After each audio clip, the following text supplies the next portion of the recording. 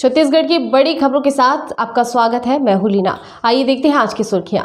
छत्तीसगढ़ में कोरोना प्रबंधन को सभी ने सराहा। भूपेश बघेल के कामकाज की हुई तारीफ।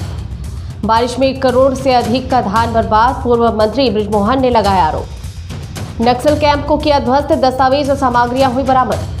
फर्टिलाइजर की बढ़ती कीमतों पर लिखी चिट्ठी, रविंद्र चौबे का विपक्ष पर हमला, राजभवन को ना बनाए राजनीतिक अड्डा। और 4 राज्यों की पुलिस हुई परेशान, चलाई गोली, बैरिकेड्स तोड़कर भागता ड्राइवर गिरफ्तार। अब खबर विस्तार से। छत्तीसगढ़ राज्य में सरकार ने कोरोना संक्रमण की दूसरी लहर पर भी प्रभावी नियंत्रण और संक्रमितों के इलाज के बेहतर प्रबंधन और जरूरतमंदों की मदद की। छत्तीसगढ़ के प्रदेश प्रभारी पीएल पुनिया सहित प्रदेश में कांग्रेस के सांसदों और विधायक गणों ने भी इसकी सराहना की है। कांग्रेस सांसदों और विधायकों की वर्चुअल बैठक में कोरोना के मुद्दे पर चर्चा हुई। सभी ने मुख्यमंत्री भूपेश बघेल के नेतृत्व में छत्तीसगढ़ सरकार द्वारा कोरोना पर काबू पाने के लिए किए गए उपायों की तारीफ की और कहा कि छत्तीसगढ़ ने जिस सजगता और तत्परता के साथ कोरोना संक्रमण को रोकने में सफलता हासिल की है, वो देश के अन्य राज्यों के लिए उदाहरण है।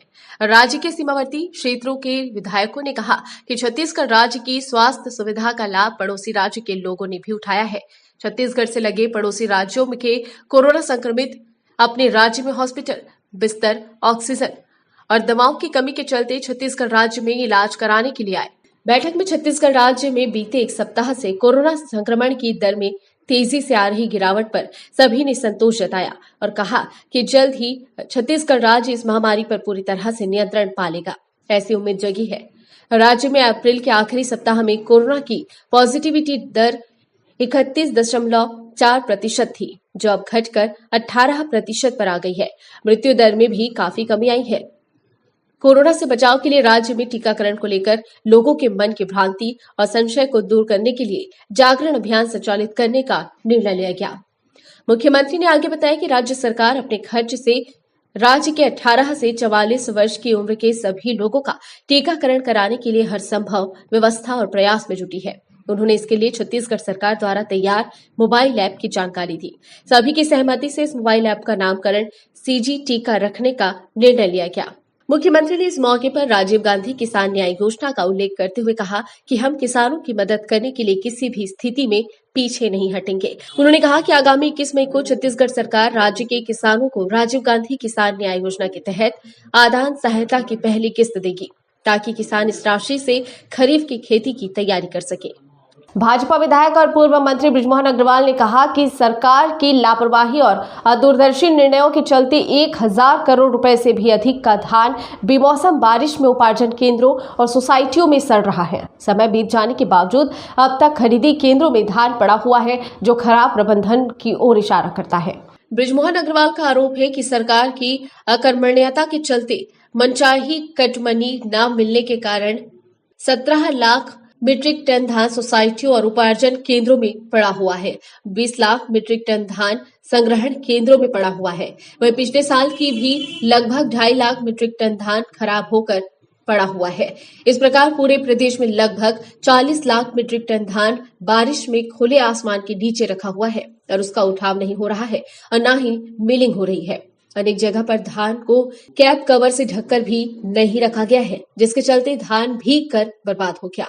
पिछले 3-4 दिनों से लगातार हो रही बारिश से 1000 करोड़ से अधिक का धान का सड़कर बर्बाद होना सीधे सीधे अन्न की बर्बादी है। वहीं इस मामले में प्रदेश के कृषि मंत्री रविंद्र चौबे का कहना है, अगर केंद्र सरकार अपने वादे के मुताबिक 60 लाख मीट्रिक टन धान खरीद लेती तो यह स्थिति निर्मित नहीं होती। भारतीय जनता पार्टी के कार्यकाल में भी धान सड़े थे। हम अगले साल तक सभी सोसाइटियों, चबूतरा और शेड निर्माण कर लेंगे, ताकि इस तरह की स्थिति निर्मित न हो। जिला कलेक्टर को नुकसान का आकलन करने के लिए निर्देश दिए गए हैं और नुकसान की भरपाई की जाएगी।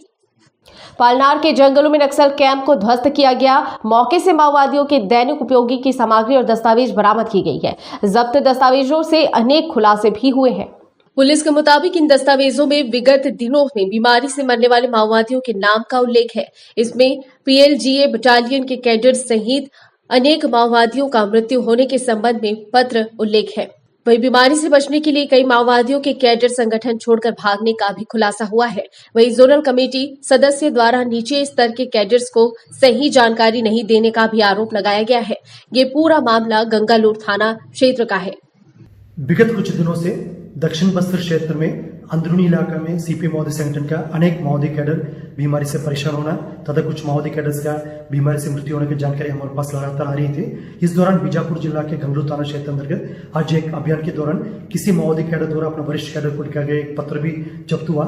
इस पत्र में पीएलजी पटल नंबर 1 का, दक्षिण बस्तर डिवीजन का एवं दरबा डिवीजन का विगत कुछ दिनों में अचानक बीमारी से लगभग 7-8 महोदय कैडर का मृत्यु होना तथा किसी डिविजन कमेटी मेंबर से लेकर 15-20 महोदय कैडर अभी भी काफी गंभीर रूप से बीमार होने का जानकारी उल्लेख की गई थे।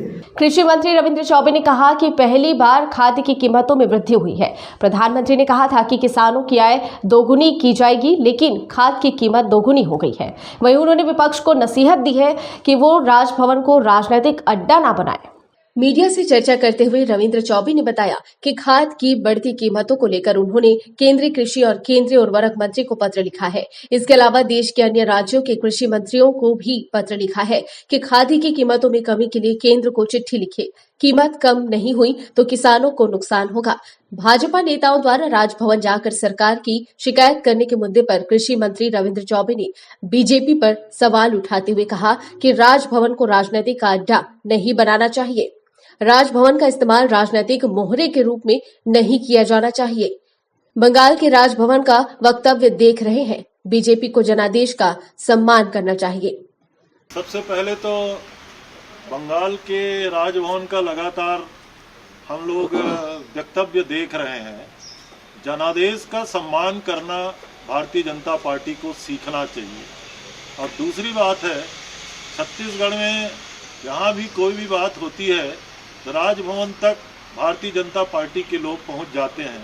मैं तो कहना चाहता हूं, राजभवन को भारतीय जनता पार्टी के राजनीति का अड्डा नहीं बनाना चाहिए और राजभवन को न राजनीतिक मोहरा के रूप में इस्तेमाल करना चाहिए। स्पष्ट रूप से छत्तीसगढ़ की जनता का जनादेश आदरणीय भूपेश बघेल जी के नेतृत्व में है और सरकार जो काम कर रही है वो बेहतर काम कर रही है। बीती रात ओडिशा, आंध्र प्रदेश, महाराष्ट्र और छत्तीसगढ़ की पुलिस की नाक में दम करने वाले एक ड्राइवर को आखिरकार पुलिस ने पकड़ ही लिया। ये बीती रात से हर चेक पोस्ट पर की गई बैरिकेडिंग को तोड़ता हुआ आगे बढ़ रहा था। तीनों राज्यों की सीमा पर तैनात थाना प्रभारियों की नींद उड़ी हुई थी। आखिरकार दोपहर के वक्त ये छत्तीसगढ़ सुकमा जिले में तब पकड़ा गया जब एक जवान ने उस पर गोली चला दी। सुकमा जिले के फंदीगुड़ा में पुलिस को आंध्र प्रदेश की पुलिस से मिले इनपुट की वजह से यहां पहले से ही टीम तैनात थी।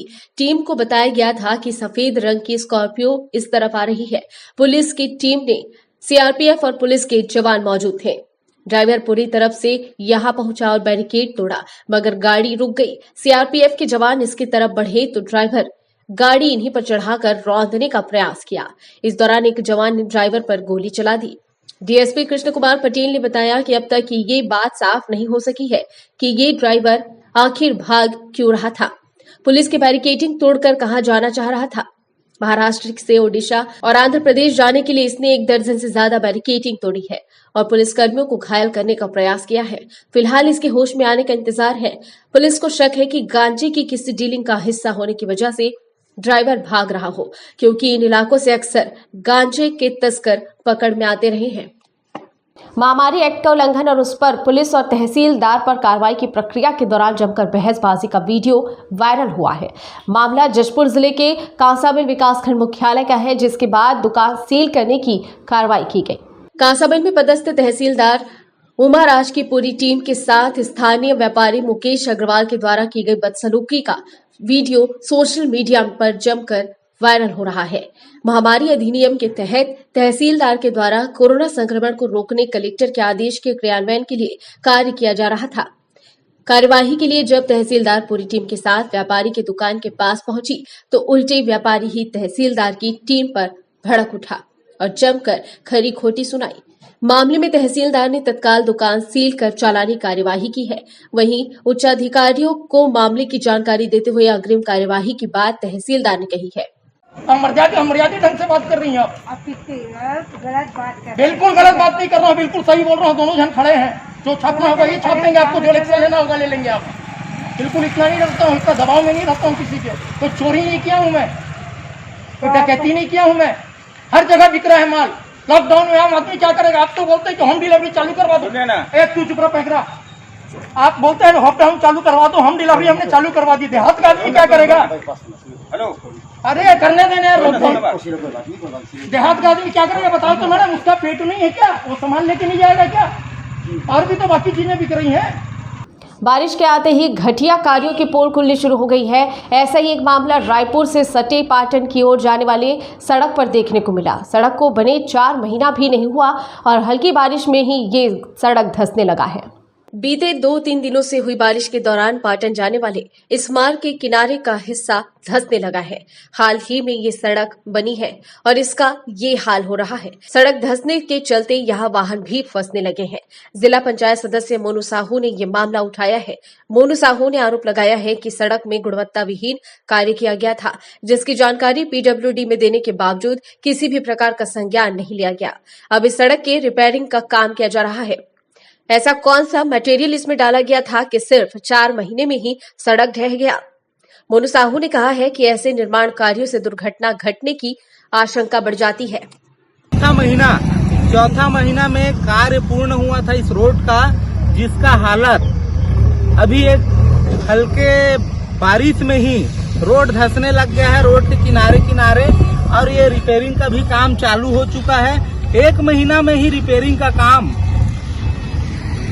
रोड को रिपेयरिंग करना पड़ रहा है। मतलब आप लोग समझ सकते हो कि इस रोड में कितना भ्रष्टाचार हुआ होगा।